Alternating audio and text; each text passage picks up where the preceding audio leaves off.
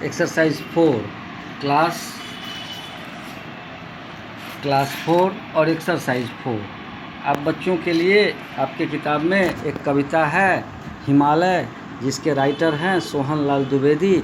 इस हिमालय के माध्यम से कवि ने बच्चों को प्रेरित किया है। प्रेरित क्या किया है उन्होंने, तो इससे प्रेरणा मिलती है।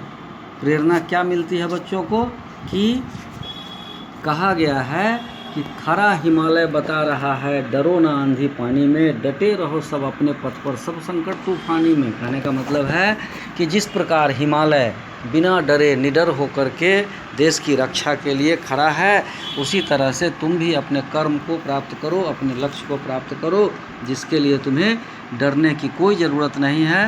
एकदम डटे रहो अपने लक्ष्य को प्राप्त करने के लिए, अडिग हिमालय की तरह। चाहे कितनी भी परेशानियां आवे, कितना भी तकलीफ़ हो, कितना भी संकट हो, डिगो ना अपने प्रण से तो सब कुछ पा सकते हो प्यारे, तुम भी ऊंचे हो सकते हो, छू सकते हो नभ के तारे। डिगो ना अपने प्रण से, मतलब तुमने जो लक्ष्य निर्धारित किया अपने जीवन में प्राप्त करने के लिए, उससे तुमको भागना नहीं है, हटना नहीं है, सब कुछ पा सकते हो। कवि ने कहा है, अगर तुम्हारा उद्देश्य सही हो और कर्म करने की लगन हमेशा बनी रहे, तो तुम कुछ भी पा सकते हो, तुम बहुत ऊंचाई तक जा सकते हो।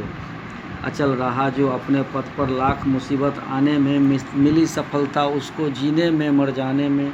कवि ने कहा है अचल रहा जो अपने पथ पर, मतलब अपने लक्ष्य को पाने के लिए जो अचल, हमेशा निर्विघ्न निर्बाध होकर के, बिना बाधा के, बिना मुश्किल का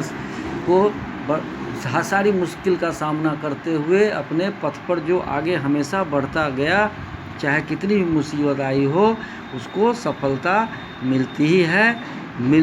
जीने में और मरने में भी। मरने के बाद भी अगर कोई व्यक्ति जिसका मार्ग अगर सही है, उसने अपने लक्ष्य को प्राप्त करने के लिए अनवरत प्रयास किया है, तो उसको कोई विघ्न बाधा रोक नहीं सकती और उसे अपना लक्ष्य प्राप्त करने से वंचित नहीं कर सकती। अब देखिए, ये चैप्टर में बहुत सारे शब्द हैं, ये सारे शब्दार्थ को आप लोग पढ़ के देखेंगे। पथ का मतलब रास्ता, ये सब देख लेंगे, याद करेंगे। अब यहाँ देखिए, अ उपसर्ग जोड़कर, यहाँ एक प्रश्न है, अ उपसर्ग जोड़कर विलोम लिखिए। अब ये सारा प्रश्न है, अ यहाँ बीच में उपसर्ग के रूप में दिया गया है। अब अ में यह सत्य को जोड़ेंगे तो क्या बनेगा, तो यहाँ असत्य लिखना होगा। अ में स्वच्छ को जोड़ेंगे तो क्या बनेगा, तो अस्वच्छ बनेगा। उसी तरह से अ में पूर्व तो अपूर्व, उसी तरह से। अब यहाँ है, अब इसके आगे देखिए इस चैप्टर में, तो इसके प्रश्न उत्तर को हम लिख के भेज देंगे यूट्यूब पर।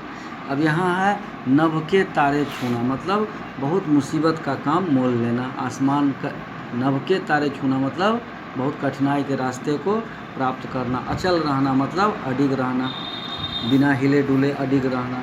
अब यहाँ देखिए कि चंद्र बिंदु लगा करके सब में आपको वाक्य शब्द बनाना है। कहाँ चंद्र बिंदु लगाया जाएगा, जैसे अनुनासिक का प्रयोग करते हैं ना, चंद्र बिंदु आधी, आधी यहाँ लिखा हुआ आधी, जब इसके आ के ऊपर में चंद्र बिंदु लगा देंगे तो क्या हो जाएगा, आंधी।